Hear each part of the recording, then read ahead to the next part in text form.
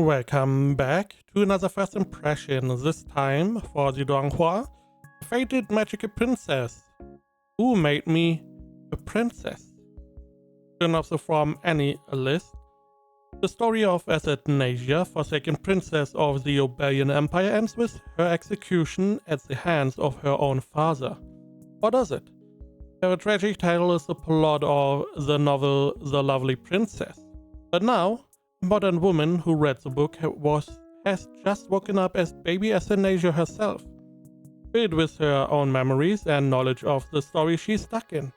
Determined to survive her doomed fate, infant Athanasia embarks on this new life with a plan. Avoid detention and hoard valuables to fund her escape.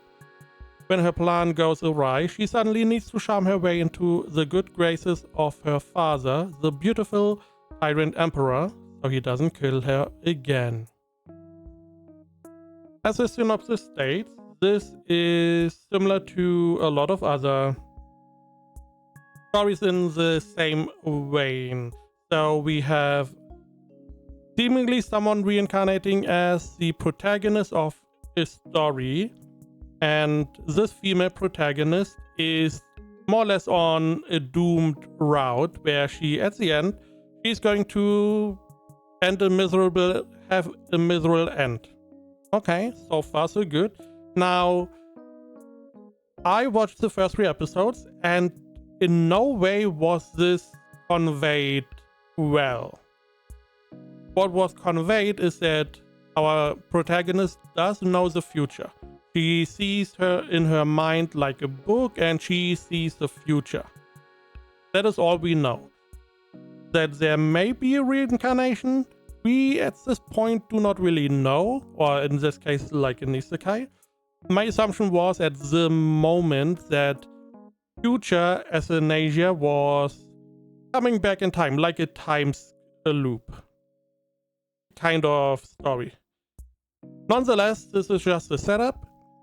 At the onset, this story starts off a lot sadder than I assumed.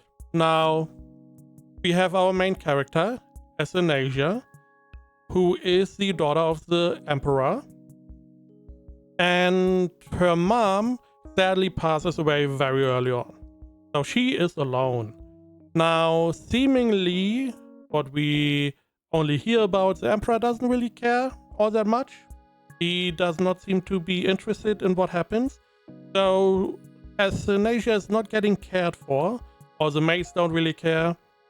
Later on, someone is coming along who is or was a friend of her mom to take care of her. Okay. And then we start the story, more or less. We start from the baby years, or younger years at least. And we see how she, grows up, what she's doing.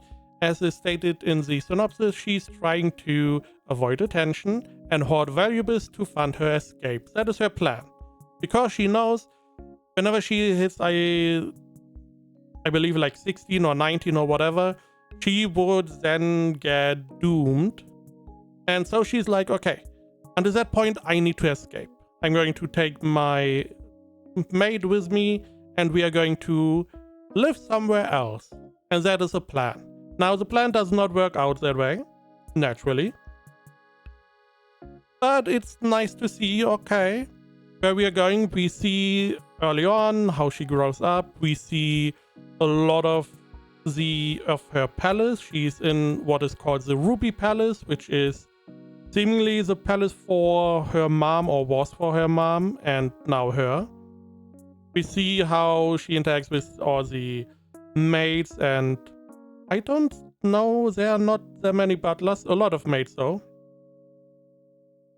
And that is where we go with the story. Now, we are only 3 episodes in. We have seen a lot of stuff happening.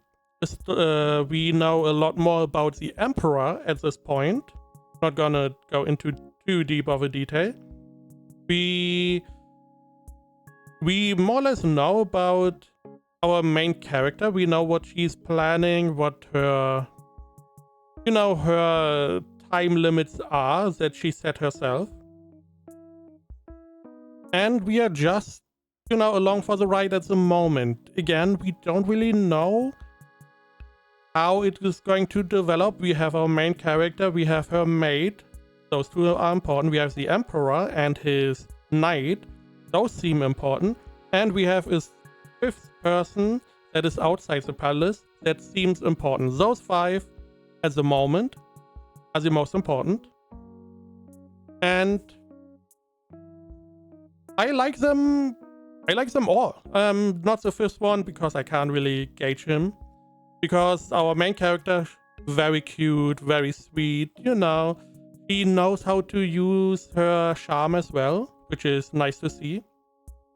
We have her maid, who was willing to sacrifice her noble place in the hierarchy to care for, the child of her friend, which already makes her better. And she seems like a good mom substitute. Pretty good. We have the Emperor. He is seemingly very cold. He looks like a K-pop singer. He's chiseled. He's good looking. He looks like like Adonis, whatever his name was. He just looks like a very, very attractive man. He dresses like, I would say, a Roman minister or whatever they were called, because he has like this white, close to a toga. He only has like a white robe that shows a lot of his chest area and some of his six-pack. Naturally, he's like a walking thirst trap. I don't know. We have his knight, who seems pretty solid. He's naturally very trying to keep the Emperor safe. However, he also seems to be able to give him some tips or some information. He seems at this point pretty good. The first one can't really gauge again. Overall, like the characters, liked the art style. Animation was good. Not excellent, but good. I do like the shots of the eyes whenever they concentrate on the eyes, because she has like these sapphire gem-like eyes she got from her father, and those are beautiful animated. Naturally, there are other parts that are really, really well animated, but overall, I would say good animation. Story-wise, it is going to be hard. 3 episodes in, I see definitely some stuff is going on that is going to be interesting to see for how we develop further. And overall, this seems like a really solid show at this point. 3 episodes, again, just a reminder. Seems like a really solid show. I have no real negatives at this point. So, gonna go and show a little bit of a scene. This is not an action-packed show, at least not at this point. So, not a lot of action we can show. But here we see the princess a little bit.